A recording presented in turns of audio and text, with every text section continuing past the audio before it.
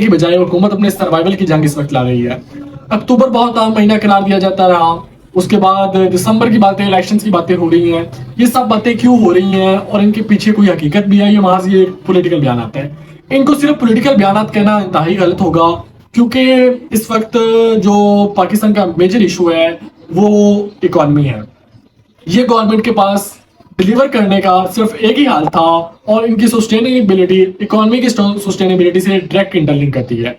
और इस वक्त जो बजट हमने 2024-25 बजट हमने पेश किया, उसे मंजूर किया है, वो भी कंट्री में कंप्लीट पॉलिटिकल स्टेबिलिटी मांगता है। जिस तरह से जीडीपी ग्रोथ को 3.6 तक लेके जाना है, उसके अलावा इन्फ्लेशन रेट को 26 से लाके 12 से 16 के दरमियान करना है, तो ये सब चीजें पॉलिटिकल स्टेबिलिटी मांगती हैं।